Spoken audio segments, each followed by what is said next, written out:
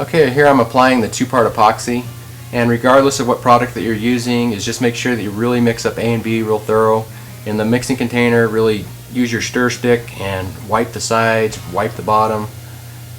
And then I always start on my outer edge and also use a chip brush, paint around the sink area, just little nooks and crannies that you're not going to be able to get the speed roller in. And something to keep in mind also is make sure that you always use enough material. I always count on wasting 12 to 14 ounces of material. That way I have more than enough material on top, and then as you spread it out, it's going to have plenty of material to self-level.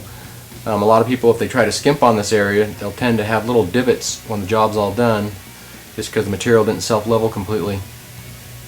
And then as you're applying it with the speed roller, it's basically like rodding concrete, where you're rodding the cement around, making sure you have enough all the way to the edges, and then as you get the material close, you're still going to have plenty of material on top, and then slowly start going back and forth different directions. And that way it's going to self-level and slowly drip off the edge. Even in some areas, if you push it like an area like that, I could actually use the chip brush and pull it along the front part of the sink, or even pull it down the edge and then paintbrush the edge again, just so you don't have a drip look. And then glitter, I'm applying glitter right now. You can apply it by hand, just shaking it, or another method is just put some in your hand or your palm and then blow it off of your palm so it disperses a little more evenly. And then after it's all done and you're happy with it, let it sit for a few minutes and then come back with a heat gun.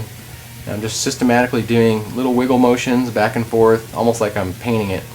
I'm just covering the whole area, and that way it pops all those small little bubbles. Let it sit for about another 20 minutes or so, and then inspect it and make sure there's no other bubbles trying to come back, which normally there won't be. But if there are, get the heat gun on it and then pop them.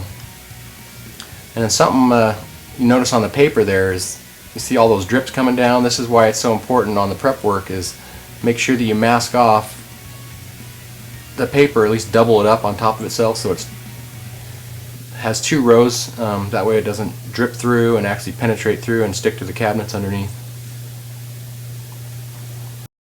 One other little tip to keep in mind is before you even start this process is make sure that the air filters in the house are clean. If they're not, make sure you get some new ones, and then kick the fan on for at least 20 minutes or so to really clean the air out, because this process is going to be similar to automotive painting, that any dust particles in the air are going to end up on your finish. But that's about it. After this is done, you're going to want it to cure out for at least 24 hours, and the next part of this job is the cabinets will be redone. We'll put real bronze on all the cabinets, black on a lot of surrounding areas. The tile in the background will become epoxy black, and we can also liven that up with tropical colorants. But there's a lot of things you can do for kitchen remodeling, and this is definitely one of the funner projects, is doing the countertops.